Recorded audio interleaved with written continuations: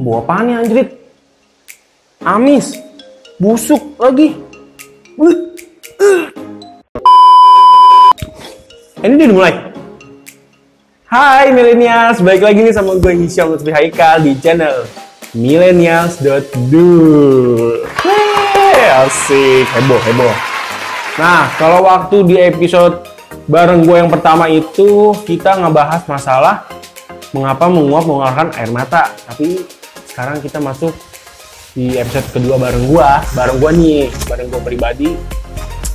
Kita bakal bahas apa yo? Ada yang tahu nggak? Nah, kita bakal bahas fakta atau mitos makan telur membuat kentut bau busuk. Wih, pada penasaran kan buat lu yang demen banget makan telur nih? So, langsung aja kita bahas. Let's go! Buang angin atau kentut dianggap memalukan oleh banyak orang. Padahal, kentut bisa jadi tanda sistem pencernaan yang sehat loh.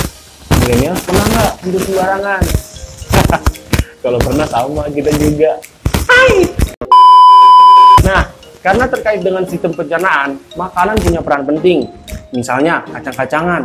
Kacang-kacangan akan meningkatkan frekuensi kentut. Semakin banyak makan kacang-kacangan, akan semakin sering kentut.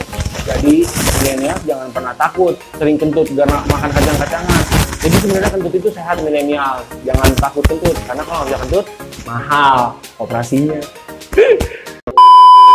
Nah, menurut peneliti melalui studi tentang bagaimana makanan yang berbeda mempengaruhi gas dalam usus, disebutkan diet tinggi saat menyebabkan produksi gas dalam perut lebih banyak, namun tidak membuat kentut lebih bau.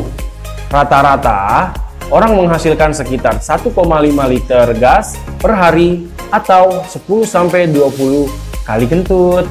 Biasanya terdiri dari gas tak berbau seperti hidrogen, karbon dioksida, metana, oksigen, dan nitrogen. Selain menyebabkan bau busuk saat mengonsumsi telur, ternyata jerawat yang timbul karena sering mengonsumsi telur belum ada penelitiannya, alias mitos. Sejauh ini belum ada penelitian yang secara evidence-based menyebut bahwa telur sebagai penyebab jerawat. Biasanya, jerawat akan muncul pada orang-orang yang memang memiliki faktor untuk berjerawat. Kayak gue nih, gue ini orangnya gampang jerawatan. Nggak cuma makan telur, gue makan kacang itu aja bisa jerawatan. Gitu millennials. Nah millennials, berikutnya kita bakal bahas masalah bisul. Bisul yang disebabkan oleh telur. Pernah kan kalian semua jangan banyak-banyak makan telur, ntar bisa bisulan. Jokes itu emang sering banget kita dengar kalau kita pengen makan telur. Nah, perlu diingat, ruam-ruam kemerahan ini bukanlah bisul. Bila anak tidak alergi terhadap telur, orang tua tak perlu khawatir akan timbulnya bisul pada kulit anak. Nah millennials, kalau kalian makan telur tiba-tiba ada ruam-ruam merah, itu bisa jadi bukan bisul, tapi bisa jadi millennials alergi sama yang namanya telur. Sebab nggak ada tuh penelitian yang menghubungkan bisul dengan konsumsi telur. So, dengan kata lain, telur bisa menyebabkan bisul hanyalah mitos belaka. Lagi-lagi mitos.